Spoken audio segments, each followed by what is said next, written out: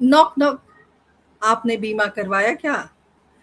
नमस्कार, शुभ संध्या, जय हिंद, जय भारत। एक बार फिर वैभवी हाजिर है परिचर्चा को लेकर, और आज परिचर्चा के बहुत ही महत्वपूर्ण विषय पर चर्चा करने के लिए मौजूद है।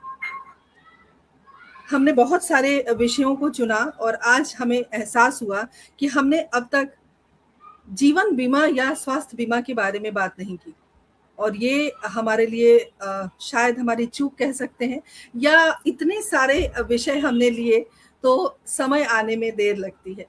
जी हाँ, 221 एपिसोड आज हमारे पूरे हो रहे हैं, और 221 एपिसोड के साथ आज हम बीमा पर बात करने आए।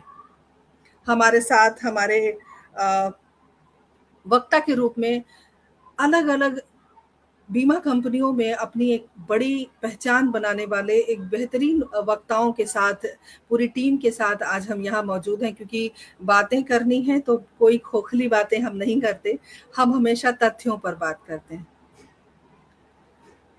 दोस्तों, जिस तरह से समय बदल रहा है आज के समय में, चाहे वो जीवन बीमा हो, चाहे वो स्वास्थ्य बीमा हो, बीमा बहुत महत्वपूर्ण है हमारी जिंदगी के लिए।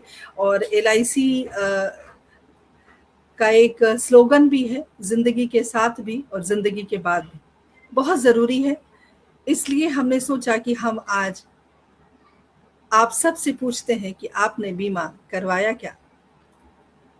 आज इस चर्चा में हमारे साथ कुछ एक्सपर्ट जुड़े हैं, मैं उनका अभिवादन करती हूँ, आप सबको उनसे मिलवाती हूँ, उसके बाद इस चर्चा को हम शुरू करेंगे। आज की चर्चा के लिए हमारे साथ किरण निंद्रा जी जुड़ी हुई हैं, लाइफ इंश्योरेंस से हैं आप, और चीफ लाइफ इंश्योरेंस एडवाइजर भी हैं, CM क्लब मेंबर भी हैं आप, और साथ ही सुजीत कुमार जी हमारे साथ जुड़े हुए हैं, BM club member of star health and allied को लिमिटेड से। और देखिए, अलग अलग क्षेत्र से अलग अलग लोग हमारे साथ जुड़े हैं, और मुझे लगता है कि हमारी सफलता तभी होती है जब हम जिस विषय को चुनते हैं उस विषय के एक्सपर्ट के साथ हम चर्चा करते हैं। और चर्चा को सुनने के लिए सबसे पहले डॉक्टर पुष्पलता तनेजा जी हमारे साथ जुड़ गई हैं, मैं बहुत बहुत स्वागत करती हूँ। साथ ही डॉक्टर दीपक कुमार हमारे साथ जुड़े हैं। Deepak ji business and sales leader हैं और ऑथर भी हैं, तो मैं दीपक जी का भी बहुत बहुत स्वागत अभिनंदन करती हूँ।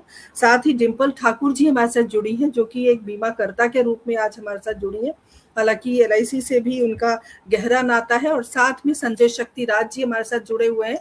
संजय जी एक बिजनेसमैन है, सफल बिजनेसमैन मैं कह सकती हूँ, क्योंकि एक्यूरेट शिपिंग कंपनी है उनकी, और साथ में बीमाकर्ता के रूप में हमारे साथ जुड़े हैं। तो मैं सभी का बहुत बहुत स्वागत करती हूँ, अभिनंदन करती हूँ। और आज के इस कार्यक्रम में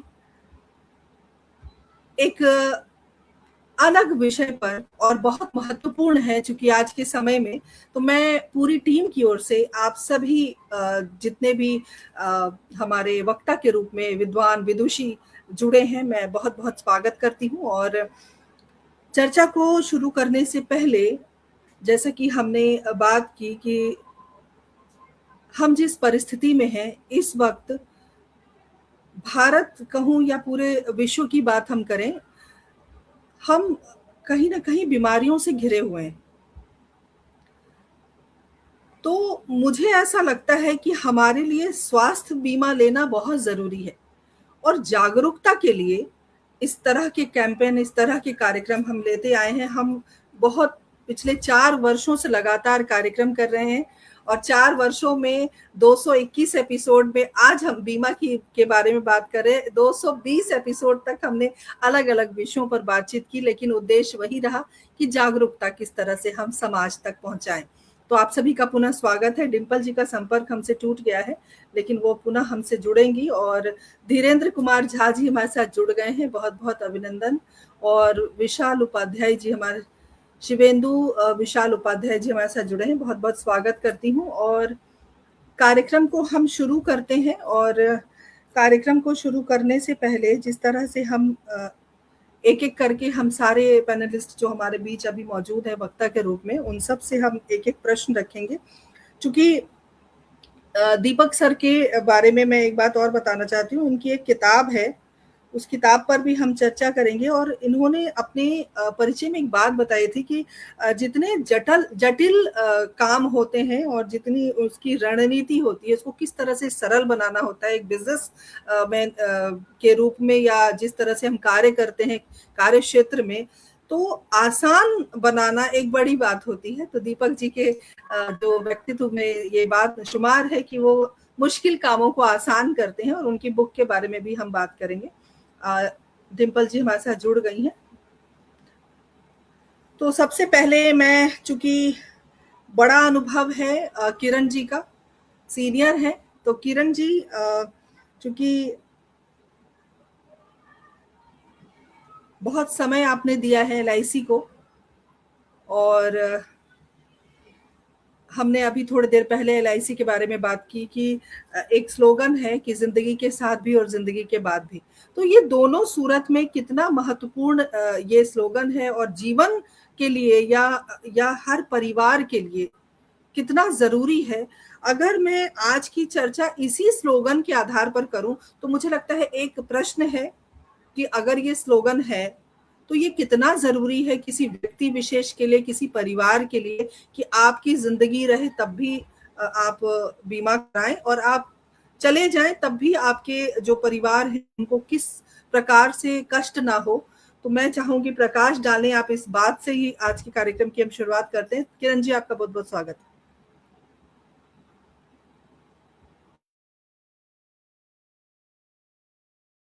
किरण जी, आपका माइक बंद है। धन्यवाद देवी मैम आपका। सभी को नमस्कार। जैसा कि आपने ये स्लोगन की बात की, जिंदगी के साथ भी जिंदगी के बाद भी, ये एक बहुत ही महत्वपूर्ण, ये लाइन कहने को दो लाइनें हैं बट इसमें बहुत बड़ा सहारा है एक इंश्योरेंस का। तो मेरा तो ये मानना है कि इंश्योरेंस बहुत ही जरूरी है। पता नहीं अभी तक मतलब इंडिया में ये बहुत दुख होता है ये देख के ये चीजें कि सिर्फ 4 से 6% लोग जो है फुली इंश्योर्ड है। इतने बड़े हमारे देश में सिर्फ 4 से 6% लोग इंश्योर्ड हैं। तो इंश्योरेंस जो है बहुत जरूरी है। इंश्योरेंस जो है, जो भी मेन मेंबर है फैमिली का, ये उसके लिए नहीं होता। ये इसलिए होता है कि भगवान ना करे, क्योंकि अनसर्टेनिटी जो है वो किसी के हाथ में नहीं है, किसी को नहीं पता। आज आज जो पर्सन है वो परिवार को मतलब अच्छे से अच्छा भविष्य देना चाहता है, अपने बच्चों को, अपनी वाइफ को, अपने पेरेंट्स को। भगवान ना करे कि कल अगर वो नहीं रहता तो एक्सपेंसेस तो वहीं के वहीं है, खर्चे वहीं के वहीं है। तो परिवार उसके बाद भी जो उन्होंने सोचा था वो रहे, तो इसके लिए इंश्योरेंस बहुत जरूरी है, बीमा बहुत जरूरी है। बीमा जो है एक सेफ्टी नेट प्रोवाइड करता है, एक बीमा सुरक्षा देता है पूरे परिवार को, ताकि कल को अगर उनको कुछ मेन मेंबर ना भी रहे तो रिलेटिव्स आते हैं, साथ होते हैं, बट वो जस्ट मोरल सपोर्ट के लिए होते हैं। फाइनेंशियल सपोर्ट के लिए तो बीमा ही सहारा बनता है। तो बीमा इसलिए बहुत जरूरी है। मेरा ये मानना है कि मतलब ये क्वेश्चन तो सभी से होना चाहिए, तो क्या आपने बीमा कराया, सभी तक ये क्वेश्चन आपका पहुंचना चाहिए जो आज आपने ये मुद्दा उठाया है। बिल्कुल किरण जी, हमने इसी उद्देश्य की पूर्ति के लिए आज हमने ये विषय रखा है, और मैं अपनी टीम मेंबर नेहा शर्मा का विशेष धन्यवाद देना चाहती हूँ, क्योंकि ये जो विषय है, ये विषय उन्होंने हमें दिया है कि हमने अब तक इस पर बात नहीं की, तो हमें इस पर बात जरूर करनी चाहिए। और चूंकि सारे एक्सपर्ट के पास हम बारी बारी से जरूर जाएंगे, लेकिन उससे पहले जो दो व्यक्ति हमारे साथ जुड़े हैं, जो बीमाकर्ता के रूप में हमारे साथ जुड़े हैं, डिम्पल जी, आपके यहाँ शायद इनके यहाँ थोड़ी सी नेटवर्क की दिक्कत हो रही है। डिम्पल जी, आप अपना कैमरा ऑन कर लेंगे एक बार? हाँ जी मैम, ऑन ही है। कैमरा ऑफ है आपका। जी जी, एक सेकंड। तो संजय शक्तिराज जी हमारे साथ जुड़े हैं बीमाकर्ता के रूप में, चूंकि एक बिजनेस मैन है और बिजनेस चलाते हैं, व्यवसायी हैं आप। और आपके लिए मैं प्रश्न लेकर आती हूँ आपके पास। मैं जानना चाहती हूँ कि आपके लिए बीमा कितना ज़रूरी है, और बीमा का क्या महत्व है आपके जीवन में? मैं चाहती हूँ कि आप इसका जवाब दें, फिर हम डिम्पल जी के पास आएंगे। उसके बाद हम दीपक सर आपकी किताब के बारे में हम बात करेंगे और क्या कुछ आपने किया है, 23 वर्षों का आपका अनुभव है, तो हम उस अनुभव का ज़रूर लाभ लेना चाहेंगे। संजय शक्तिराज जी, आपका बहुत-बहुत स्वागत है। बताएँ आप, बीमा आपके जीवन में क्या महत्व रखता है? और क्या आपने बीमा लिया है? आपका माइक बंद है, 1 मिनट। जी, स्वागत है आपका। नमस्कार सभी को, हमारे सारे पैनलिस्ट को सादर प्रणाम। जी हाँ, 2 बीमा हमने लिया हुआ है, एक टर्म लाइफ इंश्योरेंस और एक हेल्थ इंश्योरेंस। बीमा एक अनिश्चितताओं का सुरक्षा प्रदान करता है, जो कि आपके बिना आपके परिवार की सुरक्षा होती है। अब बीमा कोई भी ले सकता है, जिनके पास पैसा हो वो भी ले सकता है, जिनके पास पैसा ना हो वो भी ले सकता है। हमारी सरकार ने जिनकी इनकम 1 लाख रुपए से कम है, उनके लिए आयुष्मान भारत का एक बीमा योजना शुरू किया है सरकार ने, जो कि सभी लोगों को लेना चाहिए। जिनकी आय कम है, जो प्रीमियम नहीं दे सकते, उनको भी बीमा कराना चाहिए। लेकिन कुछ जानकारी के अभाव में हमारे जो जनता है वो बीमा नहीं करा पाते और किसी दुर्घटनावश किसी चीज़ का वो शिकार हो जाते हैं, उस टाइम उसकी जमा पूंजी, उनकी रकम जो है एक स्वास्थ्य सेवा में समाप्त हो जाती है। तो मेरा सबसे विनम्र निवेदन यह है कि अपने ज़िंदगी में 2 बीमा ज़रूर कराएँ, एक टर्म लाइफ इंश्योरेंस, एक मेडिकल इंश्योरेंस, जो कि आपके पूरे परिवार की सुरक्षा करती है, आपके पूरे परिवार को आपके बिना रहते हुए सुरक्षा प्रदान करती है। और जैसा कि मैम ने अभी बताया कि केवल 4% लोग ही बीमा धारक हैं इतने बड़े देश में। ये बहुत दुख का बात है कि सभी को बीमा करानी चाहिए, जबकि सरकार 5 लाख रुपए का फ्री ऑफ कॉस्ट बीमा आपको प्रदान कर रही है। और इसके अलावा जो एटीएम धारक हैं, उनके लिए भी बीमा बैंकों द्वारा किया जाता है। वो सब जानकारी के अभाव में है सारी चीज़ें। जिनको जानकारी प्राप्त है वो इस सुविधा का लाभ उठा पा रहे हैं। तो हमारे लिए तो सिर्फ यही कोशिश रहेगी कि सभी लोग अपना-अपना बीमा कराएँ। बीमा में छोटी रकम देकर के आप बड़ी सुरक्षा प्राप्त करते हैं। मान लीजिए कि साल का अगर आप 30,000 रुपए अगर बीमा पे आप इन्वेस्ट करते हैं, तो आप पूरी तरह आपके परिवार और स्वास्थ्य सेवा ले सकती है, सुरक्षा ले सकती है और आपके बाद जाने के बाद भी टर्म लाइफ इंश्योरेंस जो है वो आपको सुरक्षा प्रदान करती रहेगी। तो हमारा सबसे विनम्र निवेदन यही है कि आप सभी लोग बीमा कराएँ और जितने भी लोग हैं, मतलब ये सिक्योरिटी भी प्रदान करती है। मान लीजिए कि आप किसी कारणवश आपका बिजनेस या आपका काम कोलैप्स कर जाता है, आप उस टाइम किसी मेडिकल असुरक्षा में पहुंच जाते हैं, तो आपको ये सुरक्षा प्रदान करती है। तो आप सभी से नम्र निवेदन है कि बीमा जरूर कराएं और इसको आगे अवेयरनेस भी करें कि लोग जागरूक हों इस क्षेत्र में और अपने लिए सुरक्षा का खुद गठन करे, ताकि उसका परिवार आगे चल करके सुरक्षित रह सके। धन्यवाद।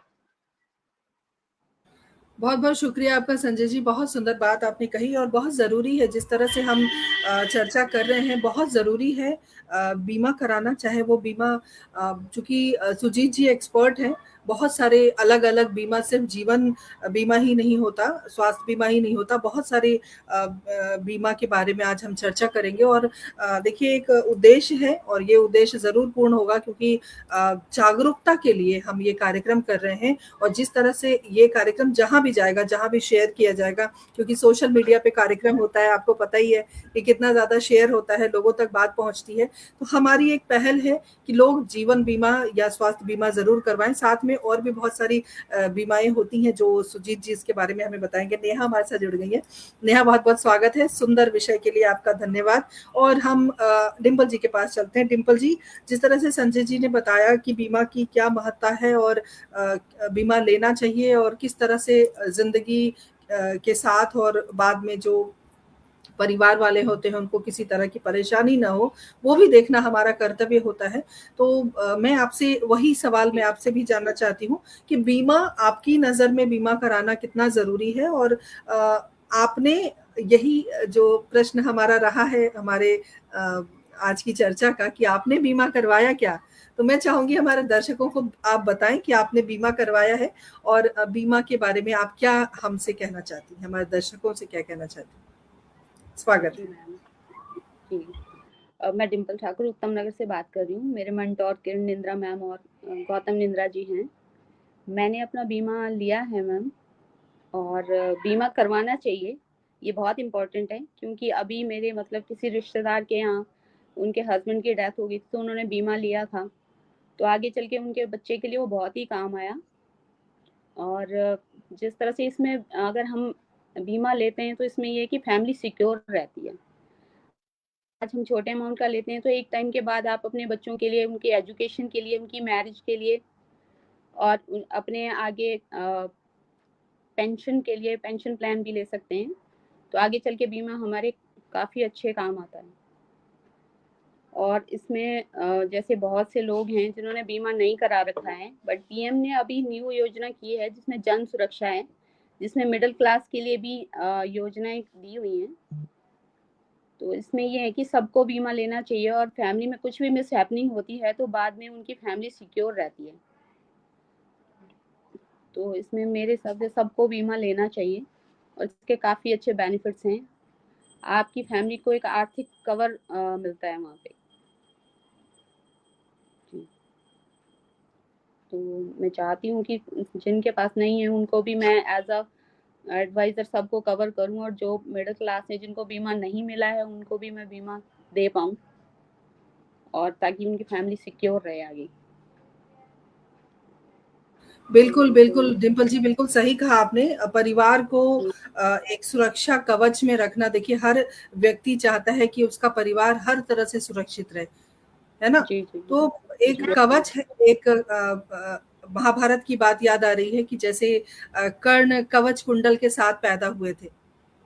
जी मैम। और उसी कवच को मांगने के लिए हालांकि बहुत जतन करने पड़े, क्योंकि वो कवच जब तक उनके पास थी तब तक वो सुरक्षित थे। तो बीमा भी एक कवच कुंडल की तरह ही है, और बीमा कवच की तरह के ही। साथ आप बिल्कुल सुरक्षित रहेंगे, आपका पूरा परिवार सुरक्षित रहेगा। बहुत अच्छी बात चल रही है। हमारे साथ गरिमा शर्मा जुड़ी है, अभिनंदन करती हूँ। डॉक्टर तनेजा लगातार हमारे साथ बनी हुई है। बहुत बहुत स्वागत, अभिनंदन। आदरणीय सतपाल सर हमारे साथ जुड़े हैं, सत्यपाल अरोड़ा, ओहो बहुत बहुत स्वागत, अभिनंदन सर आपका। आप देखिए, दुर्भाग्य की बात है किरण जी, जैसा कि आपने कहा 4 से 6% लोग बीमा कराते हैं। 1956 में एलआईसी का गठन हुआ था, भारतीय जीवन बीमा का, और 1818 ईस्वी में कोलकाता में ओरिएंटल लाइफ इंश्योरेंस कंपनी की शुरुआत हुई थी। अब आप एक बात बताइए, 70 बरस बीत गए और 70 बरस में 6% लोग अगर बीमा कराते हैं तो वाकई हमारे लिए दुर्भाग्य की बात है। और ऐसी अनिश्चितता का दौर जब अभी चल रहा है, जब आपकी जिंदगी का कुछ पता नहीं अगले पल, क्योंकि आजकल जिंदगी कम हो गई है, जीवन कम हो गया है लोगों का।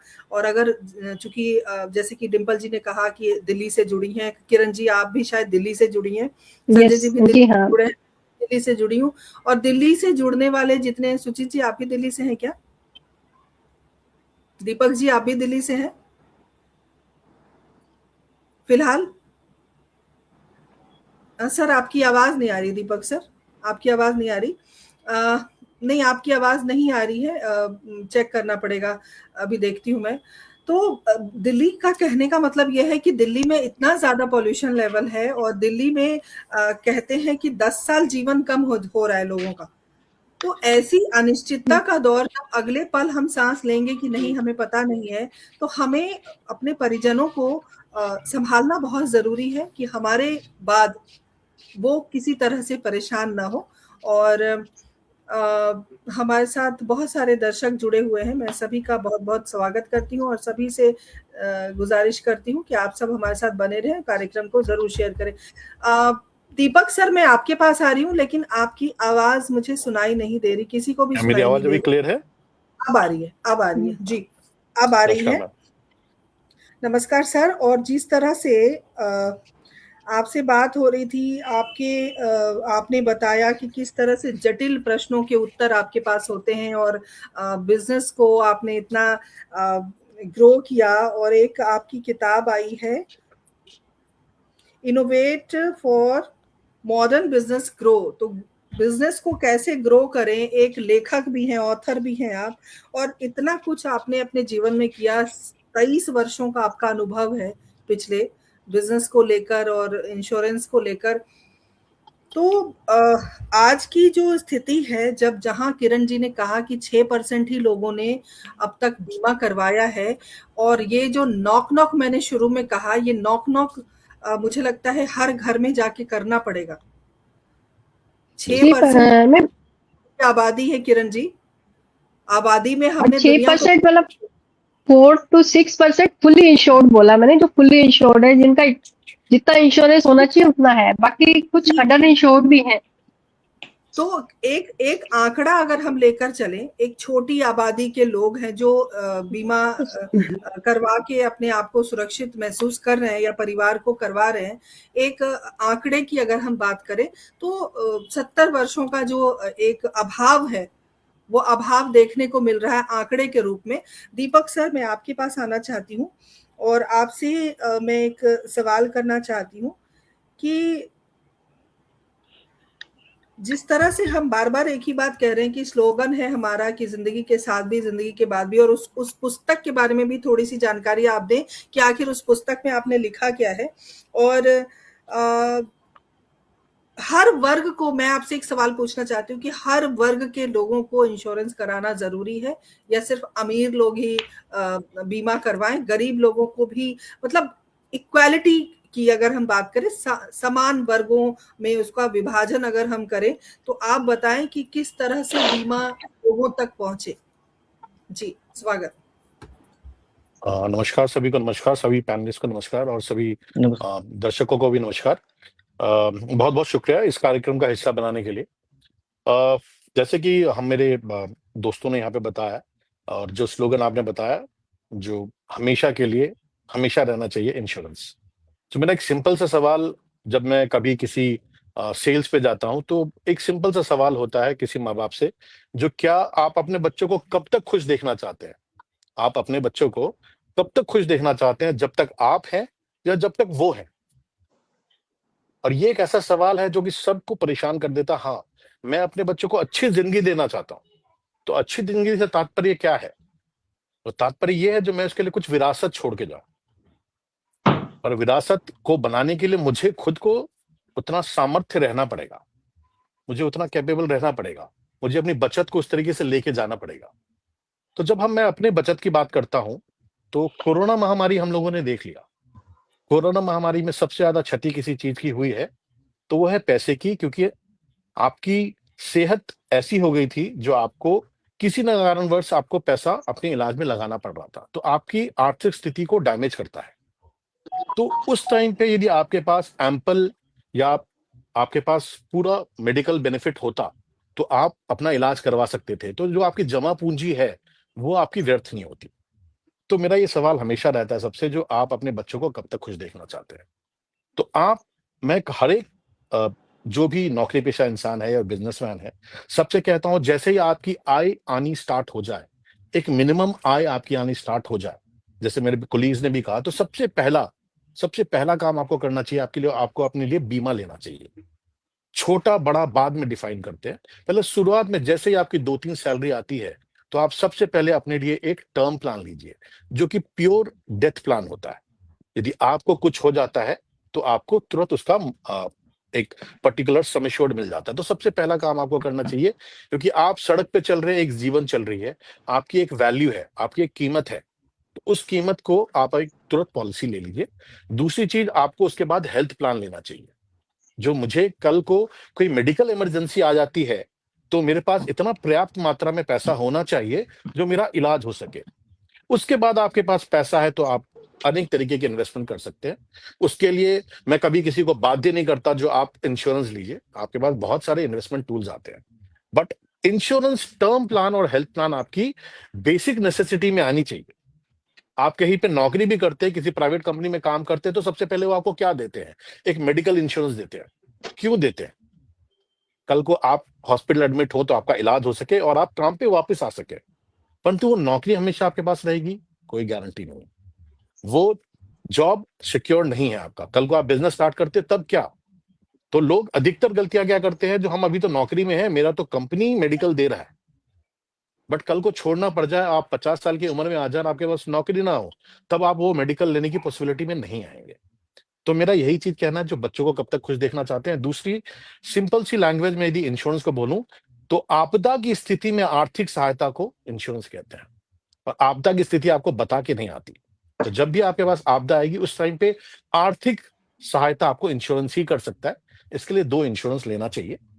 और जो LIC का स्टेटमेंट है, वो बहुत ही प्यारा स्टेटमेंट है, हर वक्त आपके साथ रहेंगे। तो ये एक जो स्टेटमेंट का, मैं स्टेटमेंट को बोल नहीं सकता क्योंकि मैं भी कुछ क्लॉज से बाधित हूं, क्योंकि मैं भी किसी इंश्योरेंस कंपनी के लिए काम करता हूं, तो मैं स्टेटमेंट को रिपीट नहीं कर सकता, बट उस स्टेटमेंट से मैं बिल्कुल एग्री करता हूं। तो मेरे लिए इंश्योरेंस, बाकी सारे पैनलिस्ट ने कहा है, सबसे प्रायोरिटी होनी चाहिए। रही बात जो आपने मेरी किताब के बारे में बताया है, तो जिस तरीके से इंश्योरेंस सबको लेना चाहिए, ये बताना, ये अवगत करवाना और उनको सही सोर्स करना, ये इस बुक में लिखा गया है, जो किस तरीके से बड़ी समस्याओं को छोटा समाधान करके हर एक घर में पहुंचा जा सके। क्योंकि सिर्फ बैनर लगा देना टीवी एडवर्टीजमेंट से नहीं आता है, आपको रियल लाइफ एग्जांपल्स देने पड़ते हैं, उनको समझाना पड़ता है उनके लिए क्यों इंपॉर्टेंट है। तो उन सारी जटिल समस्याओं को किस तरीके से छोटे फॉर्म में ला सके, किस तरीके से हमारे जो काम करने वाले लोग हैं उनके घर पे जा सके, मिल सके, उनको एक नीड एनालिसिस करके दे सके, जो आपकी रिक्वायरमेंट क्या है उसको समझा के बेच सकें। इस पूरे प्रोसेस को किस तरीके से स्ट्रीमलाइन करके किस तरीके से सेल्स में कन्वर्ट करना है, इसकी जानकारी उस किताब में दी गई है। और यही मेरा एक प्रोफेशन है, जो मैं बड़े पैमाने को छोटा किस तरीके से कर सकूं। धन्यवाद। और बहुत बढ़िया सर, बहुत बहुत धन्यवाद आपका। सुजीत सर, मैं आपके पास आना चाहती हूँ। अलाइड बीमा के बारे में मैं आपसे जानना चाहूंगी, चूंकि ये घर, मोटरसाइकिल और भी चीजें जो होती हैं, दुकान, इन सब चीजों को इंश्योर करती है। तो कई बार हमने देखा है, अभी पालम की एक घटना है, दिल्ली पालम की, जहां पर एक बहुत बड़ी दुकान थी और उनके दुकान के ऊपर फैमिली भी रहती थी। बहुत बड़ा नुकसान हो गया, वो दुकान पूरी तरह जल गई, फैमिली के बहुत सारे मेंबर नहीं रहे इस हादसे की वजह से। तो कहने का मतलब है कि जो भी दुकानें हैं, क्योंकि एलाइड की बात अगर हम करें तो वहां पर तो बहुत तरह के की बीमा होती है। तो मैं आपसे जानना चाहती हूँ कि एलाइड में कौन कौन से बीमा कवर होते हैं और क्या कुछ होता है, क्योंकि हमें सिर्फ 2 ही बीमा पता है। एक पता है कि हमें स्वास्थ्य बीमा, और एक पता है जैसे कि सर ने कहा टर्म प्लान ले लो या लाइफ इंश्योरेंस, जीवन बीमा। उसके अलावा बहुत सारे और भी बीमा होते हैं जिसके बारे में हमें जानकारी नहीं है। मैं चाहती हूं कि इस कार्यक्रम के माध्यम से लोगों तक जानकारी पहुंचे कि कितने प्रकार के बीमा होते हैं और कितना जरूरी है बीमा कराना। तो मैं चाहूंगी सुजीत सर, आप इसके बारे में प्रकाश डालें। आपका बहुत बहुत स्वागत है। बहुत बहुत धन्यवाद मैडम आपका। आवाज आ रही है मैम मेरी? ओके। और सभी जितने भी हमारे साथ जुड़े हैं, सभी अनुभवी हैं बहुत ज़्यादा, और सभी को मैं सुन रहा था। डिम्पल जी ने बताया, दीपक जी ने बताया, काफ़ी अच्छे से दीपक जी ने समझाया कि लाइफ इंश्योरेंस क्या है और हेल्थ इंश्योरेंस क्या है। तो काफ़ी अच्छे से उन्होंने डिटेल में बता दिया है। बट मैं थोड़ा सा ना पहले एक बार हेल्थ इंश्योरेंस पे थोड़ा सा डाला चलूँगा फोकस, उसके बाद मैं फिर अदर इंश्योरेंस पे आता हूँ। एक्चुअली क्या है ना मैम कि हमारे इंडिया में सबसे बड़ी प्रॉब्लम क्या है, लोगों को जब तक किसी चीज़ से डर नहीं लगता ना, वो चीज़ को नहीं करते हैं। फॉर एग्जांपल, गवर्नमेंट ने क्या हुआ है कि अगर आपकी किसी गाड़ी का इंश्योरेंस नहीं है तो आपका चालान कटेगा। तो लोग इसलिए इंश्योरेंस नहीं कराते कि मेरा एक्सीडेंट हो जाएगा या मे बी कोई हैपनिंग हो सकती है, मिस हैपनिंग। वो इसलिए कराते हैं कि मेरा चालान नहीं कटना चाहिए, इसलिए उस चीज़ को प्रायोरिटी देते हैं। बट जब लाइफ इंश्योरेंस की बात आती है, हेल्थ की आती है, तो वो ये कहते हैं कि यार लाइफ इंश्योरेंस की जरूरत क्या है, मैं आज हूँ, कल जब मेरे जाने के बाद उस पैसे का मैं क्या करूंगा, उसको कौन यूज करेगा। तो ये सबसे पहले ये ना कि लोगों को जागरूकता होनी चाहिए, उनको समझना चाहिए कि ये जो इंश्योरेंस है, जो हम लाइफ इंश्योरेंस की बात करते हैं, वो आप जब तक है अपने फैमिली के, उनके लिए आप अर्निंग कर रहे हैं, उनके लिए अर्न कर रहे हैं। बट आपके जाने के बाद अगर कोई मिसहैपनिंग हो जाती है तो आपकी फैमिली का फाइनेंशियल हेल्प कौन करेगा, कहाँ से आएगी, वो नीड को कहाँ से कंप्लीट किया जाएगा। उस लिए ये इंश्योरेंस किया जाता है। तो पहले तो उनको ये समझना बहुत जरूरी है, और कहीं ना कहीं हम लोग को समझाने, जब तक उनको नीड नहीं करी जाएगी कि ये चीज की नीड है, तब तक लोग लेते नहीं है। दूसरा मैम, जैसे अभी आप हेल्थ इंश्योरेंस की दीपक की बात कर रहे थे कि कोई भी इंश्योरेंस कर रहा है तो उसमें हेल्थ में मुझे लगता है कि हम तो बीमार पड़ते नहीं जी, बट आज के टाइम में ऐसा है कि पता ही नहीं कि किसके शरीर में क्या प्रॉब्लम है, क्या चल रहा है। मैं एक छोटा सा एग्जांपल अपना ही देना चाहूंगा। मैं एक्चुअली लास्ट 10 ईयर से इंश्योरेंस फील्ड पे हूँ। अब मैं बिल्कुल हेल्दी था, कोई प्रॉब्लम नहीं थी। अभी लास्ट 18 मार्च को मेरे ऐसे स्टोमक में पेन चल रहा था, तो मैं जस्ट ऐसे ही फॉर्मल चेकिंग के लिए गया हॉस्पिटल में। उन्होंने मेरा अल्ट्रासाउंड किया, 2 हॉस्पिटल में कराया, कुछ नहीं निकला, बट मेरा पेन ठीक नहीं होता। तो मैंने गया, डॉक्टर बोला कि आप एडमिट हो जाइए। तो मैंने कहा ठीक है सर, क्योंकि मैं लास्ट 1 मंथ से प्रॉब्लम थे, मैं नहीं हो रहा था। मेडिक्लेम है मेरे पास, सब कुछ है, 20 लाख का मैंने मेडिक्लेम लिया हुआ है। बट मैंने कहा मेडिक्लेम इस टाइम के लिए होता है जब कोई बड़ा उसमें रिक्वायरमेंट हो। तो डॉक्टर ने मुझे एडमिट करने के बाद सबसे पहले उन्होंने मेरा एंडोस्कोपी किया, जिसकी रिक्वायरमेंट नहीं थी। ये मैं सिर्फ इसलिए कहना चाह रहा हूँ कि आज के टाइम में हॉस्पिटल का एक बिजनेस बन गया है। अगर आपके पास मेडिक्लेम नहीं है और आपको अगर मेडिकल हेल्थ की मेडिकल की जरूरत पड़ जाती है, और आपके पास अगर फाइनेंशियल अगर आप स्ट्रॉन्ग नहीं है, तो आप कहाँ से लाएंगे? बहुत मुश्किल है। एक जस्ट स्टोमक पेन के लिए मैं गया, उन्होंने बिना बताए हुए इस तरह के कई टेस्ट कर दिए, एंडोस्कोपी कर दिया, ब्रोंकोस्कोपी कर दिया, जस्ट फॉर बिल पेमेंट की बिल बनाना है। मुझे कोई प्रॉब्लम नहीं थी, और वहां लास्ट 10 दिन से मैं वहां एडमिट था अभी, और वो बिल पे बिल, लास्ट में मुझे ना जबरदस्ती वहां से डिस्चार्ज लेना पड़ा। सारी रिपोर्ट ओके थे, और अप्रोक्सीमेट 5,70,000 का बिल उन्होंने क्रिएट कर दिया। सुजीत सर, मैं आपसे एक सवाल पूछना चाहती हूँ, आपके जवाब के साथ ही मैं चाहती हूँ ये जवाब भी आप दें। जिस तरह से आप हॉस्पिटल की बात कर रहे हैं, मैंने देखा है जितने भी पैनल में होता है इंश्योरेंस कंपनी पैनल, जो भी होता है पैनल के थ्रू जो भी व्यक्ति किसी भी हॉस्पिटल में जाता है, उसके बिल बहुत ज्यादा बढ़ते हैं बजाबता उनके जो कैश में पेमेंट करते हैं। तो ये जो प्रोसेस है, ये भी थोड़ा सा मैं चाहूंगी कि आप नहीं मैम, क्या है कि प्रोसेस तो हॉस्पिटल का सेम होता है, बट क्या होता है कि जब आपको अपने पॉकेट से पैसा देना होता है ना, तो आप वहां पे क्या करते हैं, जब वो डॉक्टर बोलता है आपको ये टेस्ट करना है या आपको 2 दिन एक्स्ट्रा रुकना है, तो कहीं ना कहीं आप उसको डिनाई कर देते हैं कि नहीं, मुझे टेस्ट नहीं कराना है। बट जहां आप मेडिक्लेम के थ्रू जाते हैं ना, और डॉक्टर बोलता है कि नहीं सर, ये टेस्ट रिक्वायर्ड है, आपको कराना है, तो वहां पे कहीं ना कहीं आपको लगता है चलो यार, मैं हॉस्पिटल में आया हूँ, डॉक्टर मुझे एडवाइस भी कर रहा है, अब मुझे पेमेंट तो देना नहीं है। तो कहीं ना कहीं हमें भी अवेयर होना चाहिए कि अगर कोई रिक्वायरमेंट नहीं है तो हमें नहीं कराना चाहिए। बट वहां पे क्या है कि डॉक्टर, जब हम मरीज होते हैं ना, अगर हम हॉस्पिटल में है, तो कहीं ना कहीं डॉक्टर की बातों को डिनाई कर भी नहीं पाते, क्योंकि हमें ऐसा लगता है कि हमने अभी डिनाई किया, अब मे भी इन फ्यूचर कोई प्रॉब्लम होती है, तो कहीं ना कहीं हमारे ये रहता है कि नहीं, करा लेते हैं। सेकेंड में जो मेडिकल की बात बिल्कुल आप सही कह रहे हैं, हॉस्पिटल कहीं ना कहीं सबसे पहले यही पूछता है कि आपका कोई पैनल है क्या, और जैसे वो पैनल देखता है, तो उसे डॉक्टर को पता है कि मुझे पहले इसका अल्ट्रासाउंड होना चाहिए, उसमें ये इंडिकेट हो जाएगा क्या प्रॉब्लम है। बट वो वहां से स्टार्ट नहीं करता, वो पहले एंडोस्कोपी करेगा, फिर सीटी स्कैन करेगा, फिर अल्ट्रासाउंड। उसे पता है कि इस प्रॉब्लम का सॉल्यूशन ये कि हम यहाँ से इनफैक्ट आप एक्सरे से भी डिटेक्ट कर सकते हैं उस प्रॉब्लम को। बट कहीं ना कहीं पैनल देखते हैं, उनको ये लगता है कि मुझे इस यहाँ पे बिल क्रिएट करना है, और ये बहुत बड़ा हुआ है। इसमें कहीं ना कहीं गवर्नमेंट का इन्वॉल्वमेंट होना चाहिए कि एक हॉस्पिटल जहाँ पे जो ट्रीटमेंट 30,000 20,000 में हो सकता है, उसका बिल कहीं ना कहीं 3 लाख 4 लाख तक चला जाता है। और ऐसा नहीं मैडम कि अगर आपके पास मेडिक्लेम है तो ही ऐसा है, आप कैश में अगर जाते हैं तो भी ये प्रोसेस सेम है मैडम। हॉस्पिटल कहीं ना कहीं बिल क्रिएट करता है, और वहां पे उस आदमी को लगता है कि नहीं, अगर आज मेरे पास मेडिक्लेम होता, आज मान लीजिए मेरे पास मेडिक्लेम नहीं होता और मैंने 5 लाख का बिल पे किया, बिल आया आपका, हाँ 5,70,000 का ओनली 1 वीक में, तो मैंने वो काफी फाइनेंशियल लॉस है। और वो पूरे मेरे एक 1 ईयर की, एक नॉर्मल पर्सन हो तो उसके कई सालों की सेविंग एक बार में खा जाता है, खत्म कर देता है। तो ये अवेयरनेस होना चाहिए लोगों में। लोगों को लगता है कि हम बीमार नहीं पड़ेंगे, तो ये तो अंडरस्टैंडिंग है कि कभी भी कुछ भी हो सकता है। और सेकेंडली मैम, आजकल हॉस्पिटल में ये चल भी बहुत ज्यादा रहा है, आप उसको डिनाई कर भी नहीं सकते। इनफैक्ट मैं वहां पे था, मैं जी, हाँ जी मैम, सर मैं आपसे ये भी जानना चाहती हूँ कि और कितने तरह के इंश्योरेंस होते हैं और वो कितना जरूरी है हमारे लिए, वो भी मैं चाहती बिल्कुल हूँ मैम। कि आप देखिए, जैसे लाइफ इंश्योरेंस है, लाइफ इंश्योरेंस में भी 2 तरह के इंश्योरेंस होते हैं। दीपक जी ने बताया कि सबसे फर्स्ट क्या, अगर आपके पास पैसा नहीं है, आपकी इनकम कम है, तो एटलीस्ट आप टर्म प्लान लीजिए सबसे पहले, प्योर टर्म प्लान, क्योंकि उसका प्रीमियम कम होता है और आपका जो सम एश्योर्ड है वो काफी ज्यादा आता है उसमें कम प्रीमियम में, और जितने कम एज में लेंगे उतना बेनिफिट ज्यादा होता है, आपका रिस्क भी ज्यादा मिलता है।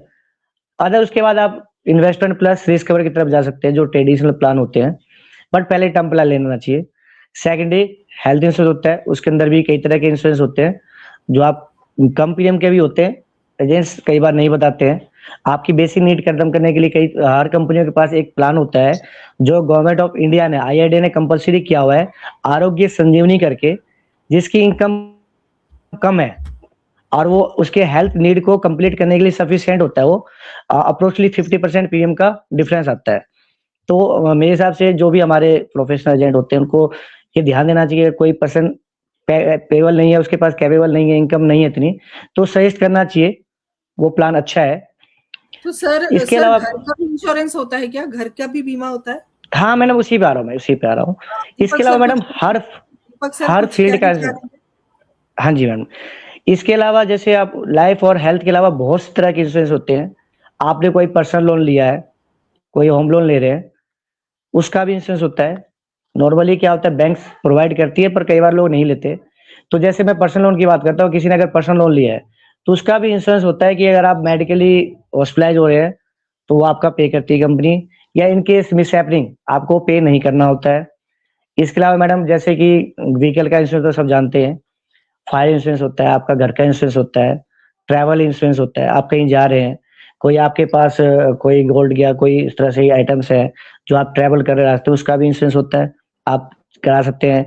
कोई गोल्ड ज्वेलरी, कोई आइटम आप परचेज कर रहे हैं, आप घर में रखते हैं, बड़ा आजकल रिस्क रहता है, तो आप जब परचेज करते हैं किसी भी दुकान से, स्टोर से, तो वहां भी आप साथ के साथ इंश्योरेंस करा सकते हैं कि इनफैक्ट किसी भी केस में अगर वो मिस नहीं हो जाए, स्कैनिंग हो जाए, रास्ते में कई बार छीन लेते हैं ट्रेन में, या घर से आपका चोरी हो जाए, तो उसका भी इंश्योरेंस होता है, वो आपको कवर करती है, उसका जितना इंश्योरेंस आप देते हैं। जी इसके सर, अलावा आपका ट्रैवलिंग, बहुत हाँ जी मैम, धन्यवाद सर। थोड़े प्रश्न और हैं हमारे पास और हमको जल्दी जल्दी सबके जवाब चाहिए। ओके एक प्रश्न है जो डॉक्टर तनेजा बार बार पूछ रही हैं और बहुत मुश्किल है इनका प्रश्न और उत्तर जरूरी है। बहुत साल पहले इनको बहुत सारे पैसों का नुकसान हुआ था, जो गलत एजेंट, गलत आईडी के साथ इनके घर आ गए थे। ये प्रश्न मैं बाद में रखती हूँ डॉक्टर तनेजा, आपको इसका जवाब जरूर मिलेगा। दीपक सर शायद कुछ, सुरेंद्र शर्मा जी हमारे साथ जुड़ गए हैं, बहुत बहुत अभिनंदन। हमारे साथ पटल के उपाध्यक्ष आदरणीय राजीव अग्रवाल जी जुड़े हुए हैं, बहुत बहुत स्वागत करती हूँ। आप सबसे एक ही प्रार्थना है, इस कार्यक्रम को आप शेयर करते रहे। और दीपक सर आप कुछ फिंगर अप कर रहे थे, कुछ पूछ रहे थे शायद, लेकिन मैं बताने की कोशिश कर रहा था, जो सुजीत ने पिकअप किया उन्होंने उस चीजों को, सारी चीजों को कवर कर दिया है। बेसिकली थोड़ा सा एजुकेटिव पर्पस से ये है, जो दो तरीके की इंश्योरेंस होती है, एक हो जाता है लाइफ, एक हो जाता है जनरल।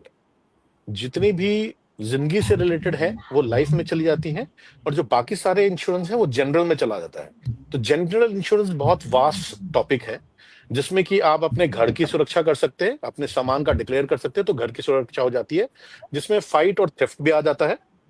इसके अलावा मोटर एक्ट में मोटर इंश्योरेंस लेना मैंडेट है, मोटर एक्ट में मोटर आ जाता है। अर्थक्वेक का भी इंश्योरेंस होता है, फैक्ट्री की इंश्योरेंस होती है, और फैक्ट्री के अंदर डायरेक्टर्स का भी इंश्योरेंस होता है।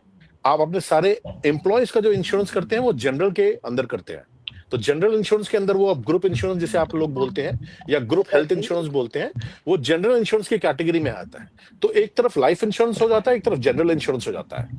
लाइफ इंश्योरेंस में जिंदगी के लिए है, और जिंदगी से रिलेटेड जितने भी पेंशन प्लान और बाकी तरीके के प्लान होते हैं वो लाइफ इंश्योरेंस में आता है। और जो भी नॉन मूवेबल एसेट्स हैं उनका पूरा इंश्योरेंस जो होता है वो जनरल इंश्योरेंस में आता है, including health and motor act. जी तो बहुत यही बहुत मैं एक बार शुक्रिया अपडेट सर। करना चाहता था। जी बहुत बहुत शुक्रिया सर। किरण जी मैं आपके पास आना चाहती हूँ। सबसे पहले तो एक सवाल ये है कि जब हम कोई भी इंश्योरेंस लेने के लिए आते हैं, कोई भी बीमा हो, चाहे वो जीवन का हो या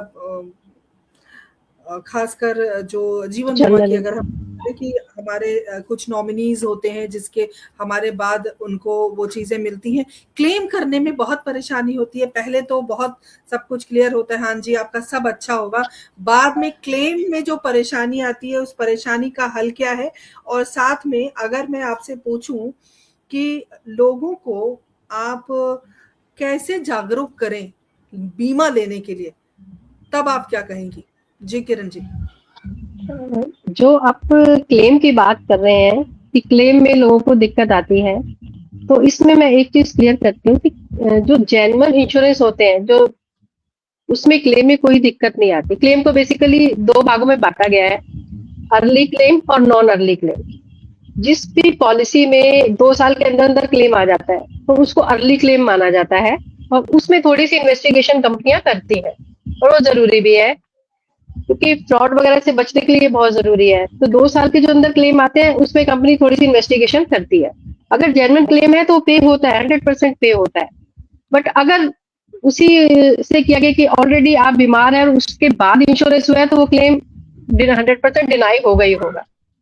तो ये जरूरी है। तो कुछ ऐसे क्लेम जो डिनाई होते हैं, जो इसी माइंड से कराए जाते हैं कि पर्सन एकदम, मान लीजिए किसी को लास्ट स्टेज का कैंसर है और डॉक्टर्स ने जवाब दे दिया है, अब उस टाइम बीमा अगर करा लिया जाता है छुपा के, तो कंपनी क्या करेगी? आप खुद सोचिए, महीने के अंदर कोई क्लेम आ सकता है इस तरह से।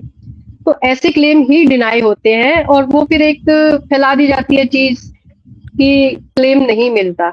और जो 2 साल के बाद क्लेम आते हैं, उनका बहुत ही इजी 2 फॉर्म है सिंपल से। एक डिस्चार्ज फॉर्म भरना होता है और एक क्लेमेंट स्टेटमेंट होती है, जो सिर्फ नॉमिनी की डिटेल मांगी जाती है, और ये 2 फॉर्म भर के इजीली मिलता है। क्लेम में कोई दिक्कत नहीं आती है। किरण जी, और इसमें मैं एक छोटा सा एग्जांपल, मैं इसमें ना एक एग्जांपल देना चाहूंगी अपने कस्टमर का।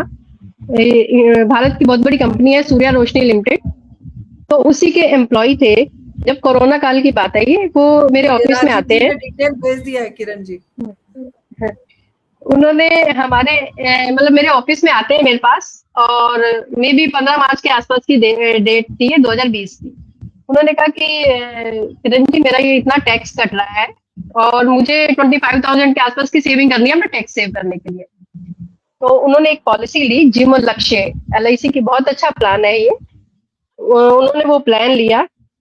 अनफॉर्चुनेटली सेकेंड वेव में वो मई में ही डेथ हो गई उनकी, और उनकी 6 मंथ की बिटिया थी, ओनली 6 मंथ की बिटिया थी, यंग थे वो। और उस टाइम उनको ओनली 2 मंथ पॉलिसी चली थी, बट जनरल क्लेम था, कोरोना से डेथ हुई थी उनकी। तो उनको वो 5 लाख की पॉलिसी उन्होंने ली थी, जिसका 28,000 के आसपास प्रीमियम था। एक ही प्रीमियम उन्होंने दिया था, और उनको 5 लाख रुपीज उसी टाइम दिए गए परिवार को। उसके बाद उनके प्रीमियम सारे वेव हो गए, जो LIC अपने फंड से डिपॉजिट करती है। और अब पर ईयर बच्चे के लिए 50,000 रुपीज LIC पे कर रही है, 25 ईयर्स तक जो वो पे करेगी। 25 ईयर टर्म थी पॉलिसी की, और आफ्टर 25 ईयर जो भी मैच्योरिटी अमाउंट है, अप्रोक्सीमेटली 11 लाख 11.5 लाख के आसपास है, वो भी पूरा का पूरा पे किया जाएगा। तो मेरा ये कहना है कि जहां पे जेन्युइन क्लेम है, वहां क्लेम पेमेंट करने में कोई दिक्कत नहीं है, बट जहां फ्रॉड होगा वहां पे क्लेम में थोड़ी सी इन्वेस्टिगेशन होती है, वो कंपनियां रोकना चाहती है। जी, बहुत बहुत शुक्रिया किरण जी। साफ शब्दों में, सीमित शब्दों में अगर आपको कहा जाए कि आप लोगों को अवेयर कीजिए, जागरूक कीजिए बीमा कराने के लिए, तो कैसे आप करती हैं? मैम, मैं वही कोशिश यही रहती है कि परिवार को ये बताया जाए कि बीमा जो है आपके परिवार की सुरक्षा के लिए बहुत जरूरी है। आज जो आपने लाइफ अपने बच्चों, अपने स्पाउस को, अपने पेरेंट्स के लिए आज आपने सोची हुई है, जो लाइफ आप उनको प्रोवाइड करा रहे हैं, तो आपके ना रहने के बाद भी वो सारी अपनी लाइफ उसी तरह से जी सके, वो बहुत जरूरी है। क्योंकि जहां तक मेरा मानना है, जो भी अर्निंग मेंबर है, जो देखा हम लोगों ने, खासकर हिंदुस्तान में इमोशनल रिलेशंस बहुत ज्यादा है फैमिलीज में, फैमिलीज से बहुत टच है। तो हर कोई चाहता है कि, जैसे दीपक जी ने कहा कि हर कोई चाहता है, जैसे ये इन्होंने कहा कि मैं पूछता हूँ कि आज ही कुछ देखना चाहते हो या आगे भी अपने बाद में कुछ देखना चाहते हो, तो हर जो सेकंड ऑप्शन है वही चुनना चाहता है हर कोई। तो हम लोग यही गाइड करते हैं, तो इसीलिए बीमा जरूरी है, और लोग कन्विंस होते हैं। अगर सही इंफॉर्मेशन दी जाती है तो कन्विंस होते हैं लोग। मैम, आज मतलब कहेंगे आप, जो पुष्पलता जी बार बार प्रश्न पूछ रही हैं कि फ्रॉड एजेंट जो अपनी आईडी लेकर आते हैं और बाद में पैसे लेकर गायब हो जाते हैं, प्रीमियम लेकर गायब हो जाते हैं, उनके लिए, क्योंकि उनके प्रश्न बार बार आ रहे हैं, तो मैं चाहती हूँ उनका कौतूहल आप शांत करें। हाँ मैम, मैं बिल्कुल चाहूंगी। इंश्योरेंस करवाने से पहले एटलीस्ट प्रोफाइल देख लेनी चाहिए एजेंट की कि कितना पुराना है। और बेसिकली ये होता है कि जो पार्ट टाइम और कुछ एजेंट्स आ जाते हैं, पार्ट टाइम वो ज्वाइन तो कर लेते हैं, बट 1 2 3 या 4 महीने काम करते हैं और फिर उसके बाद भी अगर वो प्रीमियम कुछ कलेक्ट कर लेते हैं तो वो उसके लिए क्या है कि पूरे एजेंट्स, पूरी कंपनियां बदनाम हो जाती हैं, जबकि ये बहुत ही 2 या 3% लोग होते हैं जो ऐसा करते हैं। तो इसलिए आप हमेशा बीमा लेने से पहले ये जरूर देखिए कि आप जिस एजेंट से भी बीमा ले रहे हैं वो किस कंपनी से जुड़ा है, कितने साल से है वहां पे, और एक बार थोड़ी सी इन्वेस्टिगेशन करके आप बीमा लीजिए। तो ऐसा मतलब ऐसा नहीं कि हर केस में ऐसा होता है, बट बहुत ही 2-3% ऐसे लोग आते हैं कंपनी में, और ये ऐसा नहीं कि इंश्योरेंस में है, ये हर लाइन में इस तरह के कुछ लोग होते हैं और पूरी लाइन बदनाम होती है। बिल्कुल किरण जी, बिल्कुल बिल्कुल सही कहा आपने। ये सब हर जगह इस तरह के लोग होते हैं। और हमारे साथ रितंबरा सिंह जी जुड़ गई हैं। रितंबरा जी, बहुत बहुत स्वागत है। डिम्पल जी, मैं आपसे प्रश्न पूछना चाहती हूँ, क्या कम उम्र के युवा जब हम होते हैं या जो भी बच्चा है घर में जो कम उम्र का है, वहीं से इंश्योरेंस लेना सही है, बीमा लेना सही है, या एक एज आने के बाद लेना चाहिए? आप क्या कहेंगे इसके बारे में? मैं इसके बारे में ये कहना चाहूंगी, कम उम्र से ही बीमा लेना चाहिए ताकि उनकी 12th होते ही आगे उनके एजुकेशन जो कोर्सेज वगैरह करने उसके लिए में काम आ सके। बाकी एक अच्छा प्लान लिया हो तो आगे चल के उनकी मैरिज के लिए उसके लिए वो थोड़ा उसमें से पैसा निकाल सकते हैं। बाकी उसको कंटिन्यू करके लाइफ टाइम चलाएंगे तो उनके लिए बहुत ही बेस्ट रहेगा। वो एक तरह से सुरक्षा कवर की तरह वर्क करेगा वो। तो मेरा मानना यही है कि पेरेंट्स को बचपन से ही अपने बच्चों के लिए लेना चाहिए, और आजकल के जो युवा बच्चे हैं उनको भी अभी से ही मतलब इस तरह से चीजें बता के अभी से ही उनको बीमा दिलवाना चाहिए ताकि आगे जाके उनका भविष्य सिक्योर रहे। जी डिम्पल जी, बहुत बहुत शुक्रिया। दीपक सर, मैं आपके पास आना चाहती हूँ। इस डिजिटल युग में जहाँ पर डिजिटल हर काम डिजिटली हो गया है, और डिजिटल के बारे में हमने डिजिटलीकरण पर भी एक चर्चा की थी। संजय जी, मैं आपसे अनुरोध करती हूँ कि एक्सपर्ट यहाँ बैठे हैं, अगर आपके मन में कोई प्रश्न है बीमा से जुड़ा हुआ, आपके परिवार से जुड़ा हुआ या बच्चों से जुड़ा हुआ, तो आप हमारे एक्सपर्ट से सवाल पूछ सकते हैं। मैं आपको छूट दे रही हूँ हमारे एक्सपर्ट से सवाल पूछने के लिए। हालांकि ये पैनल है और यहाँ डिस्कशन इसी तरह से होता है। दीपक सर, मैं आपके पास आना चाहती हूँ, डिजिटल युग में ऑनलाइन इंश्योरेंस कितनी ज्यादा सुरक्षित है आज के समय में? हाँ बिल्कुल मैम, जिस तरीके से भी एक मैम ने कहा, जो मेरा पैसा लेके एजेंट चला गया, ठीक है, तो उसको कैटर करने के लिए, उसको रोकने के लिए सबसे अच्छा तरीका डिजिटलाइजेशन है। आप कंपनी की वेबसाइट पे जाइए, आप अपना डिटेल डालिए, उस एजेंट का कोड डालिए, फीचर सारे उससे समझिए, कोई तकलीफ नहीं है। वो जो फीचर्स आपको बता रहा है उससे प्लान समझिए, अपनी रिक्वायरमेंट के मुताबिक इंश्योरेंस लीजिए। कोई आपको इंश्योरेंस लेने के लिए गाइड कर सकता है, आपके जेब से पैसे कितने जाने हैं वो आपको खुद डिसाइड करना है, तो आप उसे गाइड कीजिए। और उसके बाद आप ऑनलाइन पोर्टल पे जाइए, उनको, उस एजेंट को अपने एक पर्टिकुलर पे आउट से मतलब है, आप वहां पे उनका कोड डाल दीजिए, वो उनके नाम पे ही बिजनेस दिखाई देगा, बट सारी ऑनलाइन ट्रांजेक्शन कर सकते हैं। तो डिजिटलाइजेशन, आप देखिए आज की डेट में हम 20 रुपये सब्जी वाले को दे सकते हैं, गूगल पे कर सकते हैं, पर जहां 20,000 खर्च करने की बात आएगी वहां पे हम फिर कैश पकड़ाने की कोशिश करेंगे, तो उसमें आप उस इंश्योरेंस विक्रेता को आप ब्लेम कर रही हैं, बट कैश तो आपने निकाल के दिया। जहां पे आप सब्जी लेने जा रहे हैं वहां पे ऑनलाइन पेमेंट कर रहे हैं, दूध लेने जा रहे हैं, ब्रेड लेने जा रहे हैं, वहां पे 20 30 50 रुपए पे करने पर, तो जब जहां पैसे देने की बात आई आपने कैश दिया, फिर आप उस विक्रेता को ब्लेम कर रहे हैं। पैसा मेरा है, मेरी भी रिस्पॉन्सिबिलिटी बनती है, ठीक है मैम। तो डिजिटलाइजेशन से मेरा कहने का मतलब है, जो आपने कहा, जो सिर्फ 4 से 6% का है हमारा युग, जो कि अभी जिसमें हम इंश्योर्ड हुए हैं, बट डिजिटल प्लेटफॉर्म एक ऐसा है जो हर कोने तक आप इंश्योरेंस की एडवर्टीजमेंट, बेनिफिट्स, फीचर्स पहुंचा सकते हैं, और उसको देख के आप एग्जाम्पल देके इजीली सेल कर सकते हैं। कोरोना काल ने हमें डिजिटलाइजेशन पे लाके खड़ा किया है। कोरोना काल एक ऐसा पीरियड था जहां पे लोगों ने डिजिटल काम करना स्टार्ट किया, और ये डिजिटल मार्केटिंग का जो बड़ा पहलू नजर आया है, जो डिजिटल मार्केटिंग हो सकती है, वो कोरोना की देन है। तो आज की डेट में हर घर में, अभी मैं जैसे यहाँ पे लाइव हूं, मेरे घर में 4 जने देख रहे हैं मोबाइल पे, ये डिजिटल पावर है। तो 4 जने 4 टेक्नोलॉजी यूज करके 4 जने 4 चीजें अलग अलग वातावरण में समझ रहे हैं। तो इसी तरीके से पूरा दुनिया, पूरा इंडिया डिजिटल की तरफ मूव हो रहा। आज तो एआई का जमाना है, अब तो नौकरियां भी ऐसी है जो एक पर्सनल टच बन गया। हम हिंदुस्तान की खासियत क्या है, जो जब तक हम हाथ नहीं मिलाएंगे हमारा कनेक्ट नहीं बनता, और कनेक्ट नहीं बनता तो इंश्योरेंस नहीं बिकता। वरना बाहर की कंपनीज में तो ये बड़ा ही अलग फील्ड है। डिजिटल बातें होती, डिजिटल एक्सचेंज होता है, पेमेंट हो जाती है। तो digitalisation is going to make a big impact ma'am, और जितनी जल्दी हम इस पर ट्रांसफॉर्मेशन ले लेंगे उतना अच्छा रहेगा।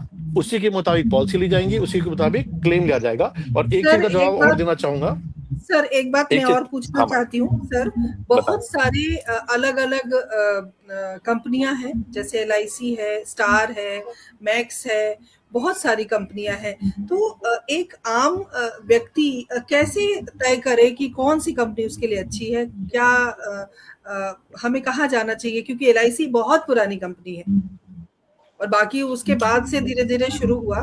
तो LIC पे मुझे लगता है लोगों को ज्यादा भरोसा है, मुझे ऐसा लगता है।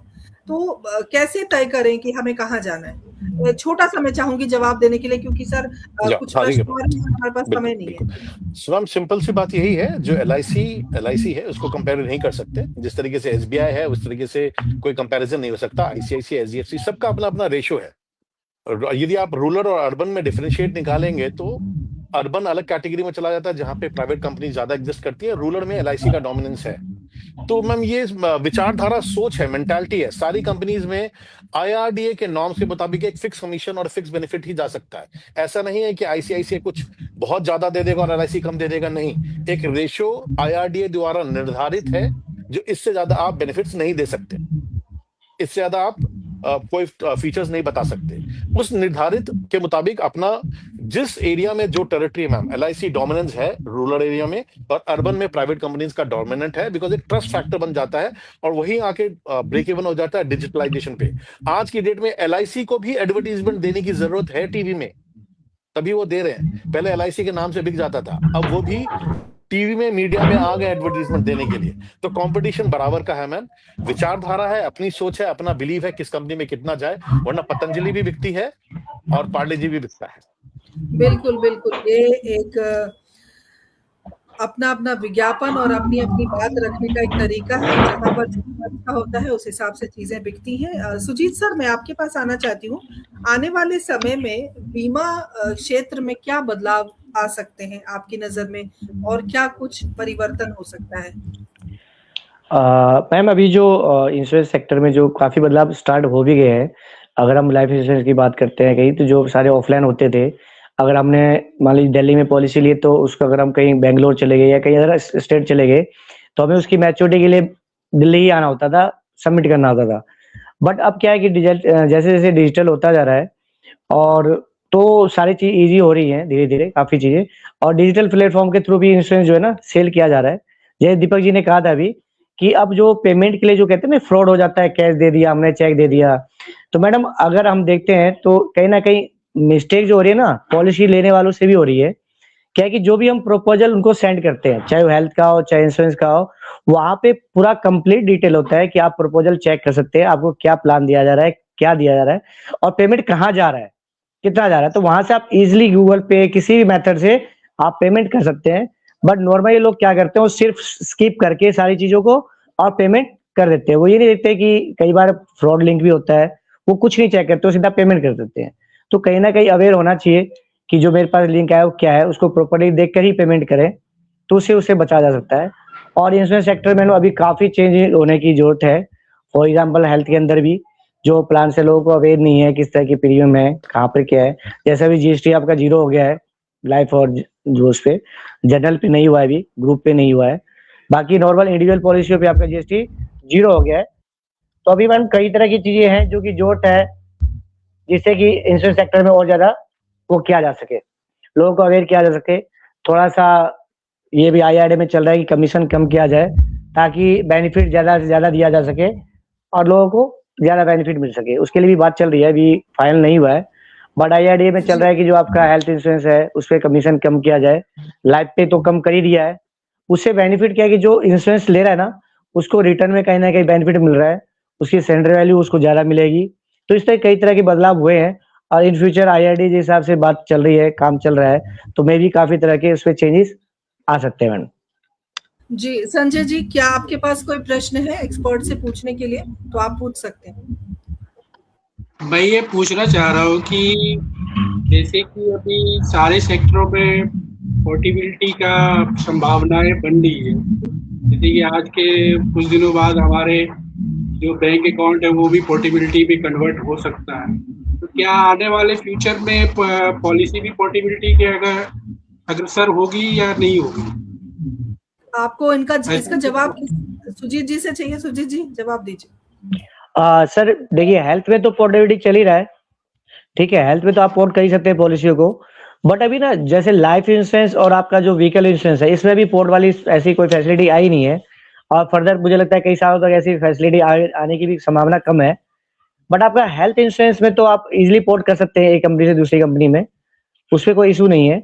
बट उसके अंदर ना एक बहुत जो हेल्थ इंश्योरेंस ले रखा है, क्या उसके कुछ दुष्परिणाम भी होते हैं या कुछ सेवाएं रिड्यूस की जाती है, ऐसा कुछ है?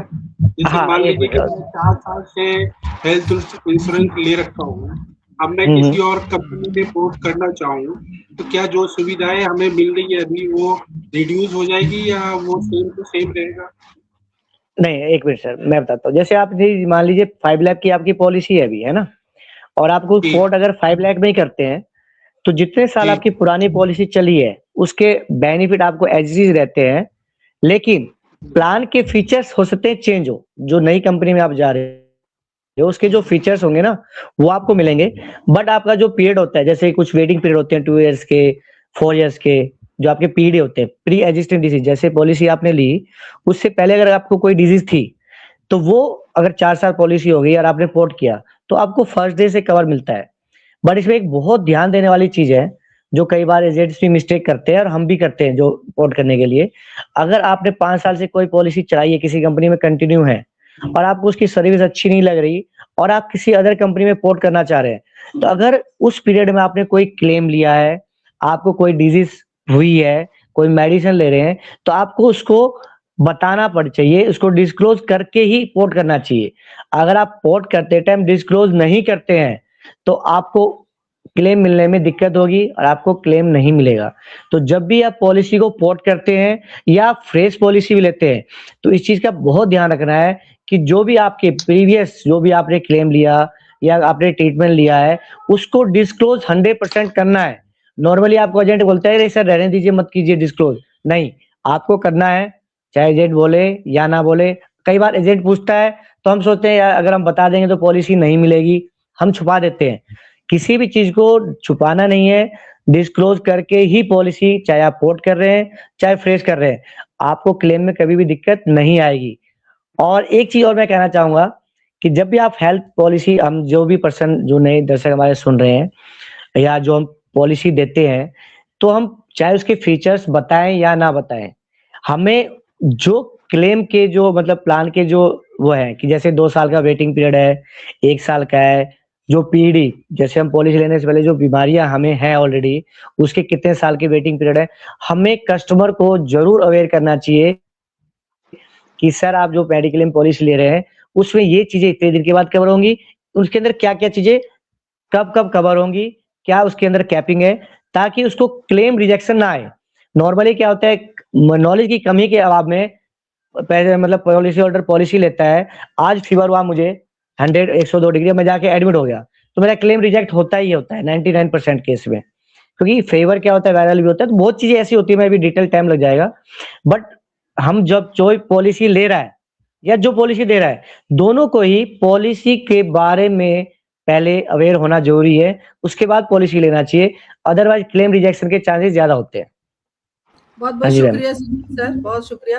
दीपक सर, मैं आपसे एक सवाल पूछना चाहती हूँ, क्या बीमा को निवेश के रूप में देखा जा सकता है या फिर सुरक्षा के रूप में? मैम, बीमा को सुरक्षा के तरीके से ही देखना चाहिए, परंतु आज की डेट में जिस तरीके से मार्केट ऊपर नीचे हो रहा है, तो उस तरीके से गारंटीड इन्वेस्टमेंट के तौर पे भी देख सकते हैं, जो कि अपने कहते हैं एफडी रेट से भी अच्छा रिटर्न मिल जाता है, तो निवेश के रूप में भी देख सकते हैं, और सिक्योर्ड गारंटीड होता है। जिस तरीके से आरबीआई हमारा बैंकिंग गवर्नेंस है, इसी तरीके से गवर्नमेंट बॉडी हमारी आईआरडीए है, तो निवेश के रूप में भी देख सकते हैं। और सबसे अच्छा निवेश होता है पेंशन प्लान के रूप में, क्योंकि हम प्राइवेट नौकरी वाले हैं, हमारा कोई पेंशन डिफाइंड नहीं होता है, तो पेंशन एक तरीके से इंश्योरेंस में पेंशन तरीके का प्लान आप ले सकते हैं, जो कि आप एक फिक्स रिटर्न आपको मंथली, ईयरली या 5 साल के बाद एक स्ट्रैटेजी बना के आप इन्वेस्ट कर सकते हैं। जैसे मेरे कोलीग ने भी बताया था, जो माइलस्टोन्स पे ब्रेक कर सकते हैं, बच्चे के 12th के बाद एडमिशन के लिए, शादी के तौर पे, अपने रिटायरमेंट के लिए, तो निवेश के तौर पे भी बिल्कुल देख सकते हैं। जी, बहुत बहुत शुक्रिया दीपक सर। किरण जी, मैं आपसे पूछना चाहती हूँ, क्या छोटे व्यवसायियों के लिए बीमा जरूरी है? छोटे व्यवसायी जो होते हैं उनके लिए भी बीमा जरूरी है? बिल्कुल मैम, सभी के लिए बीमा जरूरी है। जो छोटे व्यवसायी होते हैं उनकी भी परिवार होती है और उनको भी सुरक्षा की जरूरत होती है। उनकी इनकम कम है, बल्कि मुझे लगता है कि उनको ज्यादा जरूरत होती है उनके परिवार को सुरक्षा की, तो उनको भी बीमा जरूर लेना चाहिए। ठीक है, वो उतना नहीं ले सकते जितना एक हाई इनकम ग्रुप वाला ले सकता है, तो वो अपनी इनकम के अकॉर्डिंग छोटा मोटा बीमा जरूर लेके रखें। माइक्रो बीमास भी आते हैं, कंपनियों के पास माइक्रो इंश्योरेंस भी है जिसमें प्रीमियम बहुत नॉमिनल होता है, वो उन्हीं लोगों के लिए निकाला गया है माइक्रो इंश्योरेंस, तो उनको भी बीमा जरूर लेना चाहिए। बहुत बहुत शुक्रिया आप सभी का। आप सभी ने बीमा को जिस तरीके से यहाँ पर प्रेजेंट किया है, और बहुत ज़रूरी है एक जागरूकता अभियान चलाना कि आपने बीमा लिया क्या। तो बीमा लेना बहुत ज़रूरी है। बहुत सारे दर्शक हमारे साथ जुड़े हुए हैं। ये कार्यक्रम बहुत जगह और शेयर भी होगा, बहुत सारे लोगों तक बात पहुंचेगी। सुजीत जी, मैं आपके पास आती हूँ, लेकिन उससे पहले मैं कहना चाहती हूँ कि आप सब अपने एक छोटे छोटे प्यारे प्यारे संदेश के साथ इस कार्यक्रम को हम स्थगित करेंगे। आप सबके संदेश की जरूरत है, क्योंकि हम जागरूकता फैलाने के लिए आज ये कार्यक्रम लेकर आए हैं। बीमा के बारे में बहुत अच्छी जानकारी आप सब ने दी है।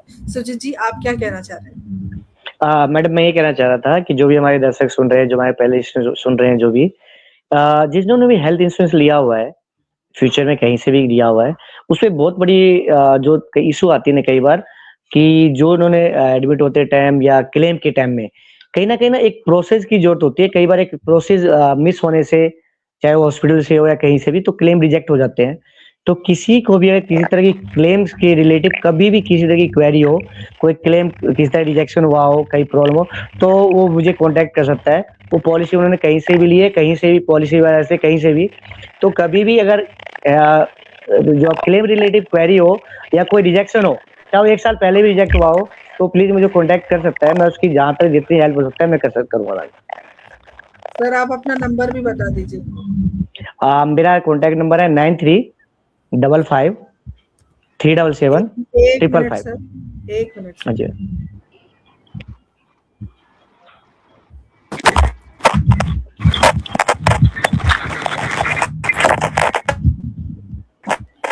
नंबर बताइए सर।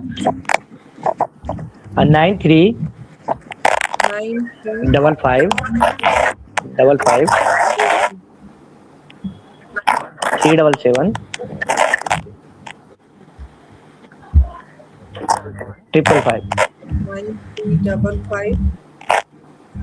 9355 377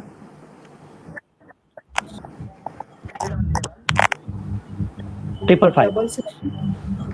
लास्ट में 555 है। चलिए, एक नंबर आपके स्क्रीन पे अभी आने वाला है, और आप सभी को अगर इस तरह की समस्या होती है तो किसी से संपर्क कीजिए।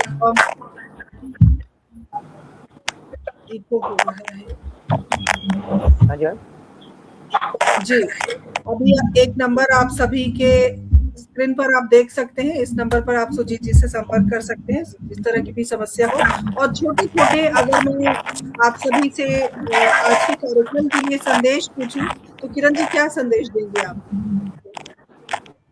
मेरा मैम यही संदेश रहेगा। मैं यही कहना चाहूंगी कि बीमा को सिर्फ एक कागज का टुकड़ा ना समझा जाए, बल्कि एक परिवार के प्रति विश्वास समझा जाए कि कल को अगर मैं ना भी रहूं तो मेरा परिवार सुरक्षित है, फाइनेंशियली सिक्योर है मेरा परिवार। उनकी जाने वाले पर्सन की कमी नहीं पूरी की जा सकती, बट उस पर्सन का फाइनेंशियली उस परिवार को कोई दिक्कत नहीं आने देता बीमा। तो इसलिए मैं कहना चाहूंगी कि, और हर किसी से पूछना चाहूंगी कि क्या आपने बीमा कराया क्या?